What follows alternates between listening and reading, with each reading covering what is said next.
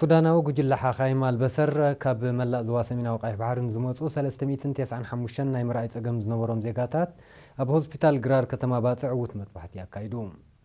እቲ ብምውህሃድ ምምሕዳር ዞባን ካልኦት ኣካላት መንግስትን ካብ 4 ክሳብ 9 መስከረም ዝተኻየደ መደብ ጽፉፍን ዕዉትን ከም ዝነበረ እዚ ድማ ውሁድ ጻዕሪ ናይቲ ኣቐዲሙ ኣብ ኩለን ንኡሳን ዞባታት ብዝተኻየደ ወፍሪ ዝተረኽበ ውፅኢት ምዃኑ ዝጠቐሰ ክኢላ መጥባሕቲ ዓይኒ ዶክተር ሳሙኤል ከበደ ካልእ ጸገማት ዓይንን ዘለዎም ዜጋታት እውን ናይ መድሃኒትን መነጽርን ኣገልግሎታት ከም እተዋህበ ሓቢሩ።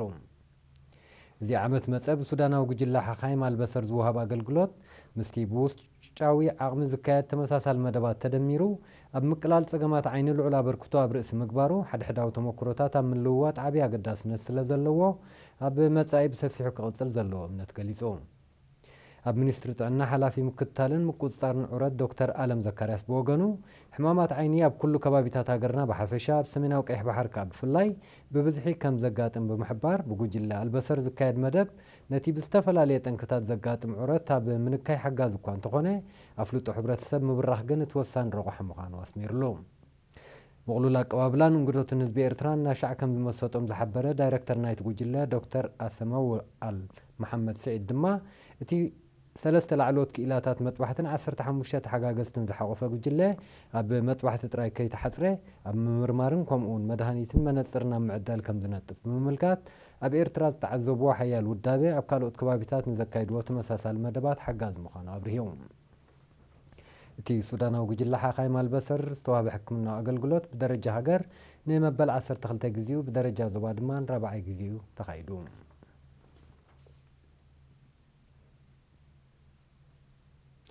ኣብ ከተማ ሰንዓፈ መሰላትን ድሕነትን ቆልዑ ንምርጋዝ ዝካየድ ጻዕርታት ሕብረተሰብን ኣካላት መንግስትን ኣብ ምድንፋዕ ዝነጥፍ ሽማግለ መሰላት ቆልዑ ቆይሙ። ኣብቲ ሓለፍቲ ጨናፍር ሚኒስትርታትን ሃገራውያን ማሕበራትን ከምኡውን ዓበይቲ ዓድን መራሕቲ ሃይማኖትን ዝተረኽቡሉ ኣኼባ ሓላፊ ጨንፈር ሚኒስትሪ ዕዮን ሰብኣዊ ድሕነትን ዞባ ደቡብ ኣቶ ሃይለ ገብረ ሚካኤል ኣብ ዘስምዑ ቃል ምርግጋጽ መሰላት ቆልዑ ብቐንዱ ልዑል ተሳታፍነት ሕብረተሰብን ውሁድ ጻዕርን ዝሓትት ምዃኑ ብምምልካት እታ ቆይማ ዘላ ሽማግለ ኣብዚ መዳይ እዚ ውፅኢታዊ ስራሕ ክትዓምም ተፅቢት ከም ዝግበረላ ገንዚቡ። ኣመሓዳሪ ንኡስ ዞባ ሰንዓፈ ኣቶ ህዝቅያስ ውህበት ብጊድኡ እታ ሽማግለ ዕማማታ ብዝግባእ ንኸተሰላስል ምምሕዳርቲ ንኡስ ዞባ ኣድላይ ደገፍ ከም ዝገብረላ ኣረጋጊጹ።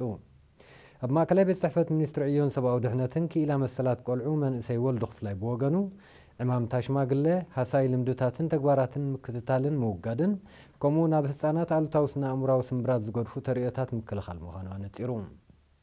ኣብታ ኣኼባ ዝተረኽቡ ወከልቲ ጨናፈር ሚኒስትሪታት ትምህርትን ጥዕናን ከምኡውን ሃማድያ ኣብ ዝሃብዎ ርእይቶ ሃሰይቲ ልምድታት ኣብ ምቅላስ ኣድማዕ ንጥፈታት ይሰላሰል ከም ዘሎ ብምሕባር ወለዲ ደቆም ናብ መኣዲ ትምህርቲ ኣብ ምስዳድን ምክትታልን ብንቕሓት ክሰርሑ ኣዘኻኺሮም።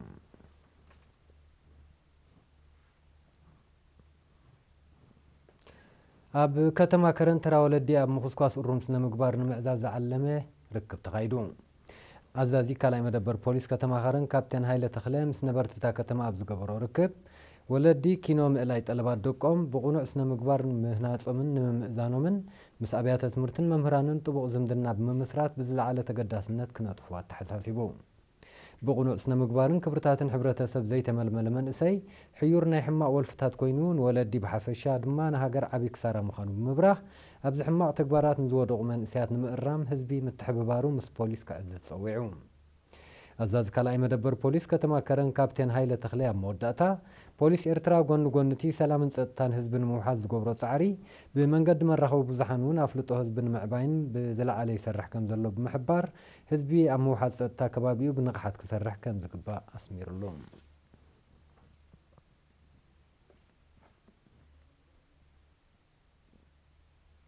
ምምሕዳር ዞባ ጋሽ ባርካ ንሰራሕተኛታትን ሕሳብን ዞባን ጨንፈር ሚኒስትርታትና ብተሓዛ መንግስታዊ ሕሳባት ዘተኮረ ስልጠና ሂቡ።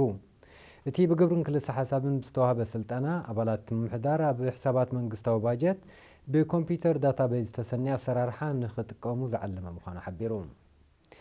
ኣብ መዛዘምቲ ስልጠና ሓላፊ ጨንፈር ፋይናንስ ዞባ ጋሽ ባርካ ኣቶ ክፍለ ዝግስእላይ ኣብ ዘስምዖ ቃል ተኣታቲቡ ዘሎ ስነ ስርዓተ ኮምፒውተር ጉቡእ ተሓታትነትን መቕርሕን መንግስታዊ ባጀት ምትግባር እዋናውን ዝሓሸ ምርጫን ብምዃኑ ሰልጠንቲ ቀሲሞሞን ዘለዎ ፍልጠት ብጉቡእ ኣባይታ ክሰርሕሉ ኣዘኻኺሩ።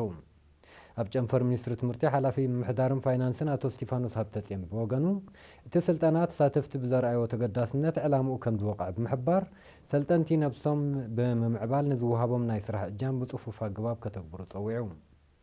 ኣማሓዳር ዞባ ጋሽ ባርካ ኣቶ ፍሳይ ሃይለ ኣብ ዝሃቦ ዛዛ መቓል ሰልጠንቲ ንዝቐሰምዎ ፍልጠት ከም መንጠር ባይታ ተጠቒሞም ንጥፈታቶም ብኣድማዕነት ንምስላጥ ልዑል ትጽቢት ከም ዝግበረሎም ኣመልኪቱ።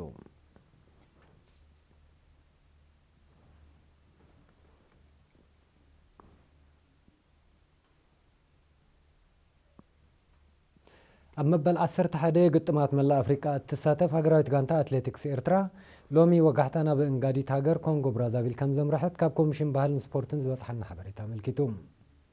ነታ ሃገራዊት ጋንታ ብምፍናው ትማል 9 መስከረም ኣብ ዝተገብረ ስነ ስርዓት ኣብ ኮሚሽን ባህልን ስፖርትን ሓላፊ ምክትታል ንጥፈታት ሃገራዊ ኮሚቴ ኦሎምፒክስ ሃገራዊ ፌደሬሽናት ስፖርትን ኮሎኔል ሰሎሞን ስዩም ኣብ ዘስምዑ ቃል ሃገራዊት ጋንታ ኣትሌቲክስ ነቲ ድሮ ደሚቑ ዘሎ ምስሊ ኤርትራ ብዓለማዊ ስፖርታዊ መድረኻት ክትኩልዕ ተፅቢት ከም ዝግበረላ ዘኻኺሩ።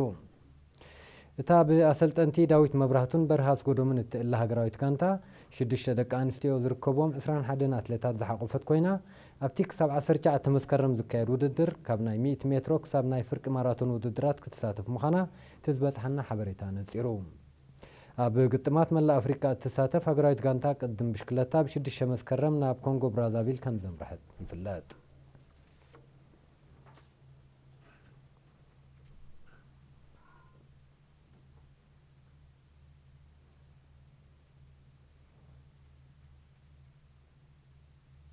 زي خبركم تعذبتي زحر زحت